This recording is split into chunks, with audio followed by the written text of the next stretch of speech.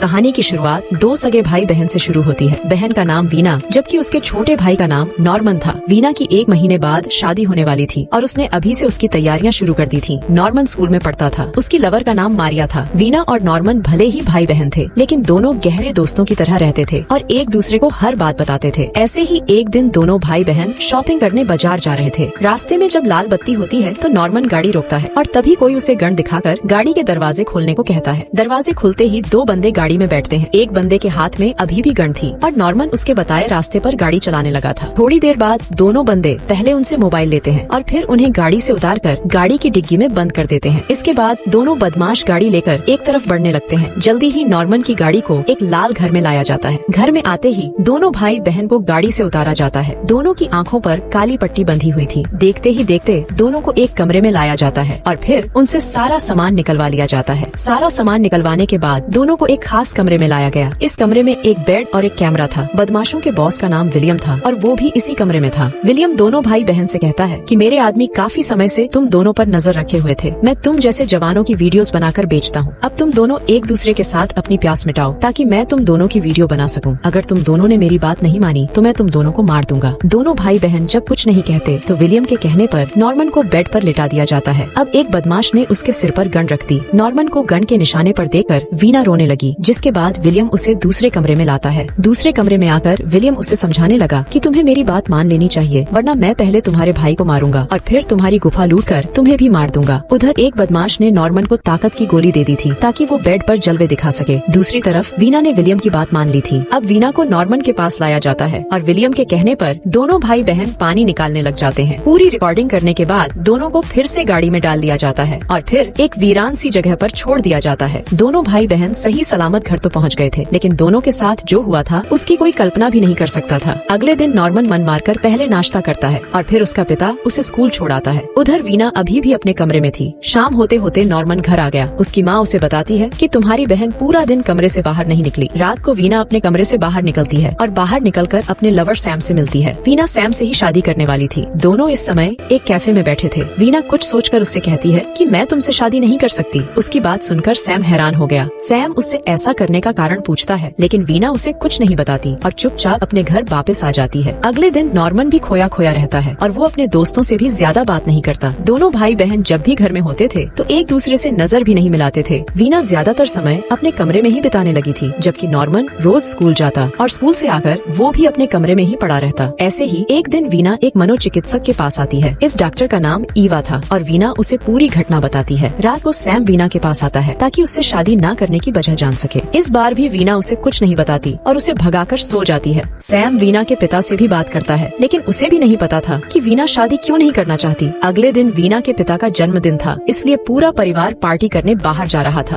रास्ते में दोनों भाई बहन कोई बात नहीं करते, यहाँ तक कि दोनों एक दूसरे को पूरा नजरअंदाज करते हैं। पार्टी में दोनों के माता पिता तो पूरी मस्ती कर रहे थे लेकिन ये दोनों चुपचाप ही रहते हैं। ना तो वीना नॉर्मन से बात करती है और ना ही नॉर्मन कुछ बोलता है। रात को पूरा परिवार पार्टी कर वापस आ जाता है। अगले दिन वीना फिर से डॉक्टर ईवा के पास जाती है। वीना से बातें करते करते वो उससे पूछती है कि क्या तुम्हें अपने भाई के साथ मजा आया था। उसकी बात सुनकर वीना कुछ नहीं बोलती, जिसके बाद ईवा उसे नॉर्मन को भी साथ लाने को कहती है। कुछ देर बाद वीना घर लौट आई थी। वो नॉर्मन के पास जाकर उसे सब बताती है कि मैं डॉक्टर ईवा की मदद ले रही हूँ ताकि रिकॉर्डिंग वाली घटना को भूल सकूं। ईवा तुमसे भी बात करना चाहती है ताकि वो तुम्हारी भी मदद कर सके। अगली सुबह जब नॉर्मन स्कूल जाने लगा तो वीना उसे याद करवाती है कि आज हमें डॉक्टर ईवा के पास जाना है। नॉर्मन उसकी बात का जवाब नहीं देता और चुपचाप आगे बढ़ने लगता है। वो आज स्कूल नहीं जाना चाहता था इसलिए वो सीधा थिएटर में आकर एक मूवी देखने लगता है। वीना में धीरे धीरे सुधार हो रहा था जबकि नॉर्मन की हालत वैसे की वैसी ही थी। कुछ दिनों बाद दोनों भाई बहन डॉक्टर ईवा के क्लिनिक में थे। ईवा इधर उधर की बातें करने के बाद नॉर्मन से पूछती है कि क्या तुम्हें वीना के साथ मजा आया था। उसकी बात सुनकर नॉर्मन बाहर चला जाता है, जिसके बाद ईवा भी बाहर आ जाती है। बाहर नॉर्मन उसे बताता है कि मुझे वीना के साथ मजा आया था। थोड़ी देर बाद दोनों भाई बहन जाने के लिए तैयार थे। ईवा ने वीना को बता दिया था कि नॉर्मन को उसके साथ मजा आया था। रास्ते में दोनों साधारण बातें ही करते हैं। ईवा से बात करने के बाद नॉर्मन की हालत में भी काफी सुधार हो गया था। जल्दी ही दोनों अपने घर पहुंच जाते हैं और फिर अपने अपने कमरे में सो जाते हैं। कुछ दिनों बाद वीना की हालत बिल्कुल ठीक हो गई, जिसके बाद वो सैम से सगाई कर लेती है। नॉर्मन उसकी सगाई से बिल्कुल भी खुश नहीं था क्योंकि वो मन ही मन वीना को चाहने लगा था। ईवा ने वीना को ठीक किया था और उसी ने उसे शादी के लिए तैयार किया था। अगले दिन नॉर्मन ईवा से मिलने उसके क्लिनिक जाता है लेकिन ईवा 2 दिनों के लिए बाहर गई हुई थी। वीना की सगाई के कारण नॉर्मन का दिमाग खराब हो गया था और वो मन ही मन सैम से नफरत करने लगा था। रात को वीना नॉर्मन के पास आती है। वो उससे कहती है कि मैं जानती हूँ कि तुम्हें मेरे साथ मजा आया था, लेकिन ये सब ठीक नहीं है और ना ही ये दोबारा हो सकता है। इतना कहकर वो जब जाने लगी तो नॉर्मन उससे पूछता है कि क्या तुम्हें मजा आया था। इस पर वीना कहती है कि तुम्हें ऐसी बातें नहीं करनी चाहिए और इतना कहकर वो वहाँ से चली जाती है। देर रात को नॉर्मन वीना के कमरे में जाता है और उसकी गुफा में जबरदस्ती धमाके करता है। अगली सुबह वीना काफी परेशान थी, जबकि साला नॉर्मन आराम से सो रहा था। वीना पूरा दिन सोचती है कि वो आगे क्या करे और काफी सोचने के बाद वो सीधा सैम के पास पहुंच जाती है। वो जल्द से जल्द सैम से शादी करना चाहती थी ताकि अपने बाप का घर छोड़कर सैम के साथ रहने लगे। उधर नॉर्मन भी कई दिनों से गुमसुम सा रहता था, जिस कारण उसकी माँ उससे बात करने की कोशिश करती है। उसके कई बार पूछने पर भी नॉर्मन उसे कुछ नहीं बताता। सगाई के बाद वीना की शादी की तैयारी शुरू हो गई, जिस कारण नॉर्मन ज्यादा परेशान रहने लगा। 2 दिनों बाद ही वीना की शादी हो रही थी और उसकी शादी से नॉर्मन काफी उदास था। शादी में सभी लोग नाच गा रहे थे, लेकिन नॉर्मन अकेला ही घूम रहा था। इसी बीच सैम बाथरूम में आता है और नॉर्मन चाकू उठाकर उसके पीछे पीछे आ जाता है। वो साला उसे मारना चाहता था, लेकिन मारने की हिम्मत नहीं कर पाता। इसके बाद नॉर्मन एक गिलास में दारू डलवाता है। फिर वो बाथरूम में आकर अपने हाथ का इस्तेमाल करता है और दारू में अपनी लस्सी डाल देता है। इसके बाद वो सैम के पास जाकर उसे वही दारू पीने को देता है जिसमें उसने अपनी लस्सी डाली थी। सैम को कुछ नहीं पता था कि दारू में क्या है, इसलिए वो चुपचाप उसे पी लेता है। सुबह होते होते वीना की शादी पूरी हो गई, जिसके बाद वो अपने परिवार से विदा लेने लगी। नॉर्मन पहले सैम से विदा लेता है और फिर वीना को जोर से गले लगाता है। वो वीना को विदा नहीं करना चाहता था। वीना किसी तरह उसे अपने से अलग करती है और फिर सैम के साथ चली जाती है। नॉर्मन को वीना से प्यार हो गया था, लेकिन वीना सैम से शादी कर उसके साथ चली गई थी। नॉर्मन को वीना के साथ मजा आया था, ये तो उसने माना था, मगर वीना को भी उसके साथ मजा आया था और ये बात वीना ने कभी नहीं मानी थी। वो समाज के नियम नहीं तोड़ना चाहती थी। वो भी नॉर्मन से प्यार करने लगी थी। उसने सोचा कि इससे पहले कि वो बहक जाए, वो जल्दी जल्दी सैम से शादी कर लेती है ताकि अपने भाई से दूर चली जाए। विलियम ने जो वीडियो बनाई थी उसका आज तक पता नहीं चला कि उसके साथ क्या हुआ। वो वीडियो ना तो बाजार में आई और ना ही इंटरनेट पर आई। वैसे ये पूरी कहानी एक सच्ची घटना पर आधारित है जो कई सालों बाद लोगों को पता चली थी। इसी के साथ इस कहानी का यही अंत हो जाता है। हमारी वीडियो देखने के लिए बहुत बहुत धन्यवाद। अगर आप ऐसी ही वीडियोस के दीवाने हैं तो प्लीज मेरे चैनल को जरूर सब्सक्राइब करें। मिलते हैं अगली वीडियो में, तब तक के लिए नमस्कार।